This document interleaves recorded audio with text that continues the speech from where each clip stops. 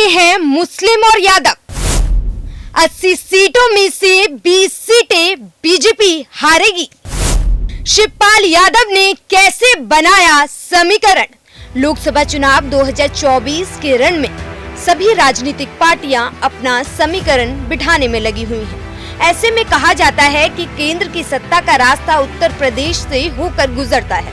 मतलब यहाँ की लोकसभा की 80 सीटों में जिस पार्टी को सबसे ज्यादा यूपी वाले सीट और वोट देते हैं, वही देश की जनता का माहौल होता है।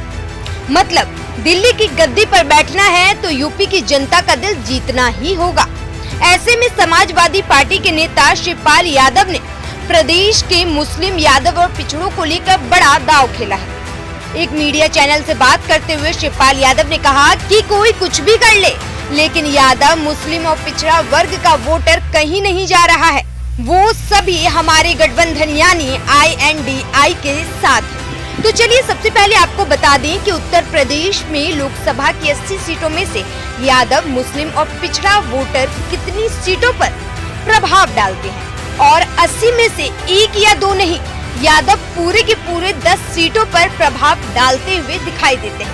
सबसे पहले यादवों की बात करें तो सूबे में इटावा, एटा, फर्रुखाबाद, मैनपुरी, फिरोजाबाद, कन्नौज, भदोई, आजमगढ़, फैजाबाद, बलिया, संत कबीर नगर, जौनपुर, कुशीनगर जिले को यादवों का गढ़ माना जाता है। मतलब लोकसभा चुनाव में इन सीटों पर प्रभाव डालते हैं। वहीं इन जिलों में 50 से ज्यादा विधानसभा सीटें भी हैं। यहाँ यादव वोटर अहम भूमिका में दिखाई देते हैं। सूबे में 44 सीटों में 9% वोटर यादव हैं, जबकि 10 जिलों में ये वोटर 15% से ज्यादा हो जाते हैं। पूर्वी यूपी और ब्रिज के इलाके में यादव वोटर सियासत की दशा और दिशा तय करते हैं। वहीं मुस्लिमों की बात करें तो 2011 की जनगणना के अनुसार 4.07 करोड़ मुसलमान आबादी हमारे उत्तर प्रदेश में है, जो कि 19.3% है। 20 जिलों में मुसलमान आबादी 19 से 50% तक है। लोकसभा की 38 सीटों पर पासा पलट सकती है। सबसे ज्यादा मुस्लिम आबादी वाला जिला मुरादाबाद, जहां पर 50.8% है। रामपुर में 50.57%, बिजनौर में 43%, सहारनपुर, मुजफ्फरनगर में 41% के करीब है। वहीं अमरोहा की बात करें तो 40.78 और बलरामपुर में 37.51% है। बरेली और अमेठी में 34%, बहराइच में 33.53, हापुड़ और संभल में 32% के करीब है। बागपत में बात करें तो 27%, अमेठी में 20% और अलीगढ़ में 19% मुस्लिम है। गोंडा में 19.76, लखनऊ में 21.46%, लखीमपुर खीरी में 20%, पीलीभीत में 24.11, महाराजगंज में 17.46 और सिद्धार्थनगर में 29.23%। वहीं अनुसूचित जाति के लिए आरक्षित सीटों की बात करें तो नगीना, बुलंदशहर, हाथरस, आगरा, शाहजहांपुर, हरदोई, मिश्रिख, मोहनलालगंज, इटावा, जालौन, कौशाम्बी, बाराबंकी, बहराइच, बांसगांव, लालगंज, मछली शहर और रोबर्टगंज सीट है। इन सीटों में से 25% से अधिक दलित आबादी है।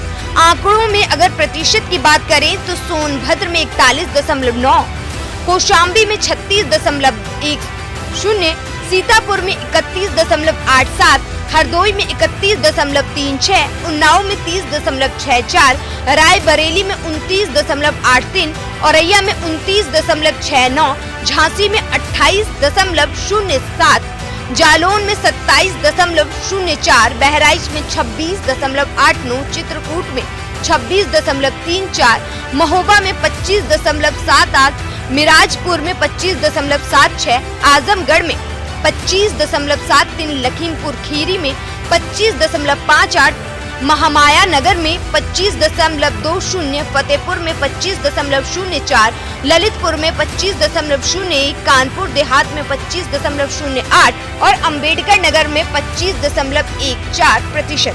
वहीं धर्मेंद्र यादव के टिकट काटे जाने को लेकर उन्होंने कहा कि सब कुछ राजनीतिक रणनीति का हिस्सा होता है। वहीं शिवपाल यादव ने कहा कि हमारे यादव, मुस्लिम और पिछड़ा वोटर कहीं नहीं जा रहे हैं। घोसी उपचुनाव में इन लोगों ने कितने लोगों को हमारे खिलाफ उतारा था। 30 मंत्री और 2 डिप्टी सीएम घोसी में बैठ गए थे, लेकिन परिणाम क्या हुआ था? जनता बीजेपी का सच जान चुकी है और वो हमारे साथ है। AIMIM प्रमुख असदुद्दीन ओवैसी द्वारा यूपी में मुस्लिम वोटरों को बांट सकती है के सवाल पर उन्होंने कहा कि मुस्लिम हमारे वोटर हैं। उन्होंने नेताजी मुलायम सिंह यादव को हमेशा वोट किया है, इस बार हमारे गठबंधन को देने जा रहे हैं। अब देखना होगा कि शिवपाल यादव के दावे और दाव कितने सही बैठते हैं और उत्तर प्रदेश के वोटर लोकसभा चुनाव में अपना वोट किसे देते हैं। Bureau report, news 1 India.